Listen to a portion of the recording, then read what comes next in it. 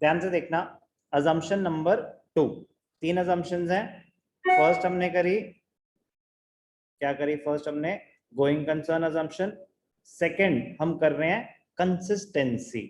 Consistency very very important. कह रहे हैं अकाउंटिंग प्रिंसिपल और a practice once adopted must be followed consistently।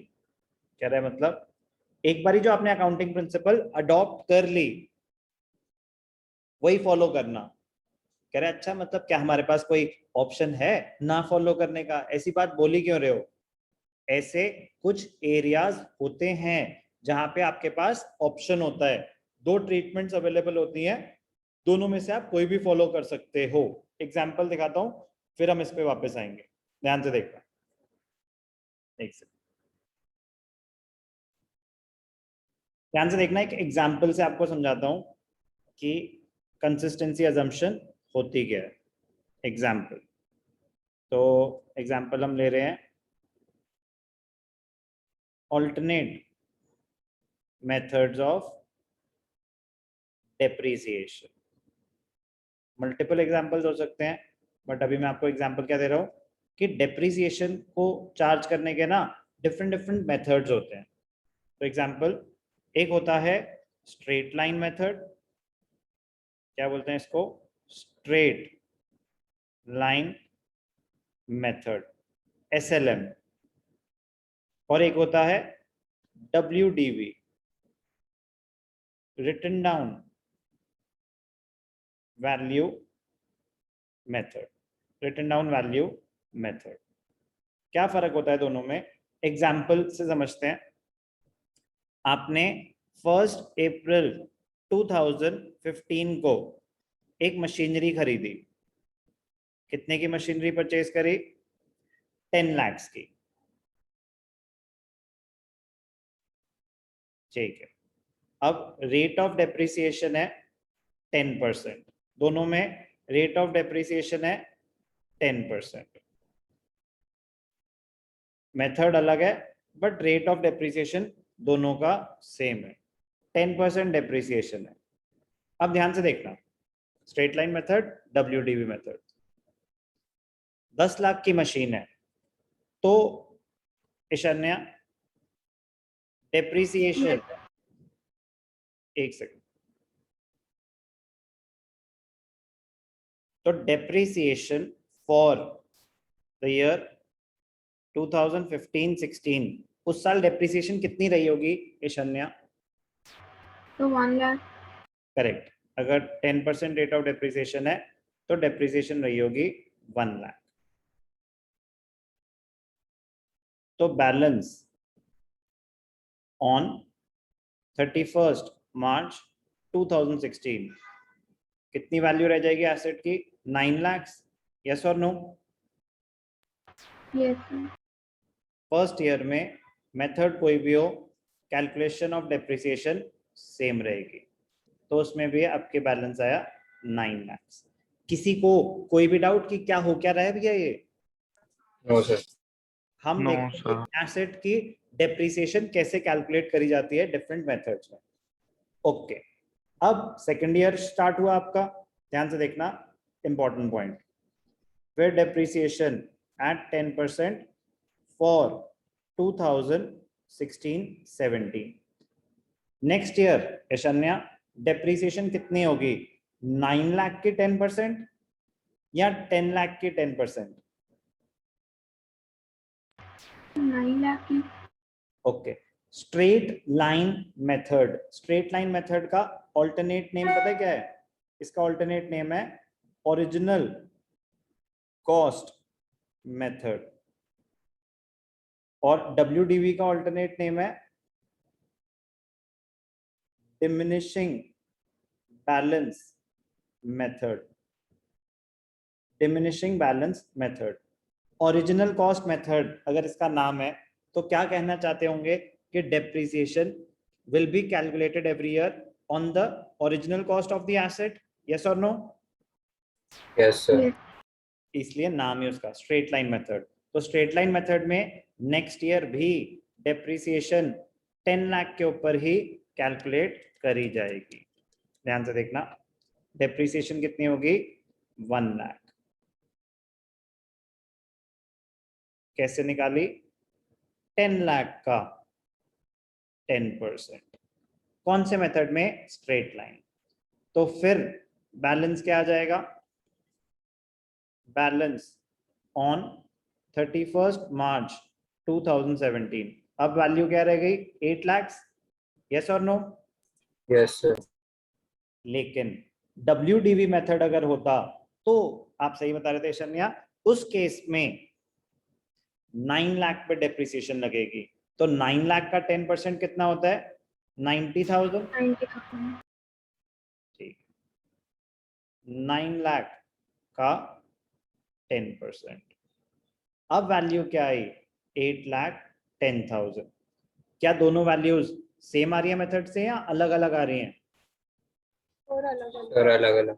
अलग अलग। अब नेक्स्ट ईयर जब आए तो less depreciation at 10% for 2017-18। Straight line में हर साल 1 लाख ही आएगी अगर 10 लाख का एसेट था। ये बात समझ आ गई। Yes sir. तो ये था balance on 31 March 18। WDV method में डेप्रिसिएशन कितनी होती है शन्या। तो 8,10,000 की होगी इसमें। 81,000। 8,10,000 का 10%। बिल्कुल ठीक बताया आपने। ठीक है, अब वैल्यू क्या हो जाएगी 7,29,000। 7,29,000 वैल्यू सेम है या अलग ही आई जा रही है। डिफरेंट। अलग अलग आएगी। तो लेकिन दोनों मेथड्स इक्वली करेक्ट हैं, दोनों मेथड्स इक्वली करेक्ट हैं, बट दोनों तो अलग वैल्यूज दिखा रहे हैं। कह रहे हम ये नहीं बोल रहे कि आप गलत कर रहे हो, नो। लेकिन अगर आप स्ट्रेट लाइन फॉलो कर रहे हो तो हर साल स्ट्रेट लाइन ही फॉलो करना, ये नहीं कि एक साल स्ट्रेट लाइन एक साल WDV। अगर WDV फॉलो कर रहे हो तो हर साल रिटन डाउन वैल्यू ही फॉलो करना। तो ये जो रूल है कंसिस्टेंसी अजम्पशन, ध्यान से देखना, अब हम इजीली अंडरस्टैंड कर पाएंगे। Consistency assumption, according to the consistency assumption, accounting practices once selected and adopted should be applied consistently year after year. The concept helps in better understanding of accounting information and it makes it comparable with that of previous years. अगर आप same rule follow कर रहे हो तो ही comparison possible होगा। Comparability and understanding improve करता है।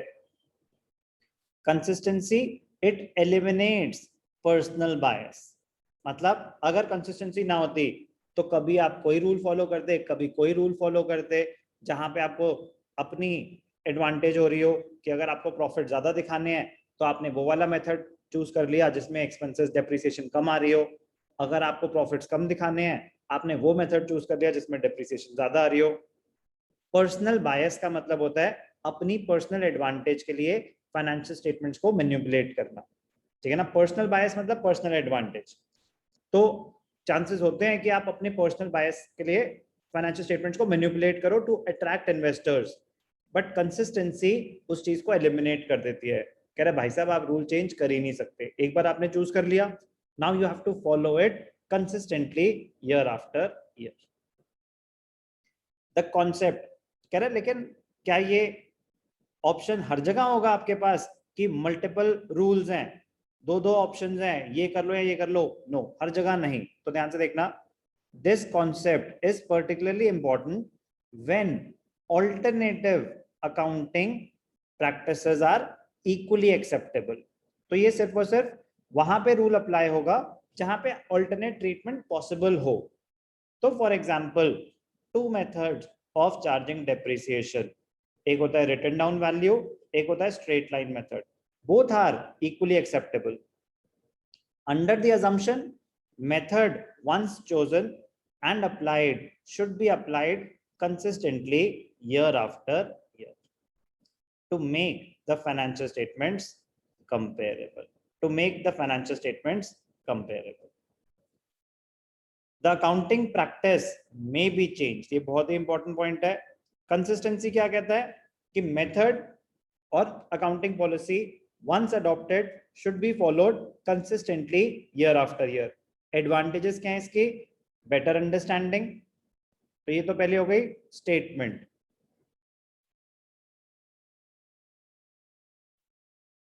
फिर जो नेक्स्ट लाइन है ना कि it helps in better understanding, it eliminates personal bias, ये हो गई इसकी implication. What does it imply? इससे फायदा क्या होगा, अकाउंटिंग में क्या बेनिफिट होगा इससे? फिर ये हो गया आपका थर्ड पार्ट, एग्जाम्पल, जो मेथड ऑफ चार्जिंग डेप्रिसिएशन. तो ये कह रहा है कि method once adopted should be followed consistently year after year. Change नहीं हो सकता. यही कह रहे हैं ना consistency assumption. Yes, sir. But वो कह रहे हैं कि ऐसा नहीं है. एक्सट्रीम सर्कमस्टांसेस में अगर लॉ में ही कोई अमेंडमेंट आ गई तो आप चेंज कर सकते हो. अगर चेंज करने से आपकी जो फाइनेंशियल स्टेटमेंट्स है और मीनिंगफुल हो जाएंगी तो भी आप चेंज कर सकते हो. The accounting practice may be changed if the law or accounting standard requires it, or the change will result in more meaningful presentation. अगर चेंज करने से आपकी फाइनेंशियल स्टेटमेंट्स और रिलायबल हो जाएं और मीनिंगफुल हो जाएं तो आप चेंज कर सकते हो. अगर लॉ में ही कोई अमेंडमेंट आ गई, कोई चेंज आ गया जिसकी वजह से आपको मेथड चेंज करना पड़ेगा तो आप चेंज कर सकते हो. अदरवाइज प्रॉफिट्स को मैनिपुलेट करने के लिए आप चेंज नहीं कर सकते. क्या था ये? Consistency assumption. दो करे हमने, एक हमने करी गोइंग कंसर्न असम्पशन और एक करी कंसिस्टेंसी असम्पशन. ध्यान से रीड करें.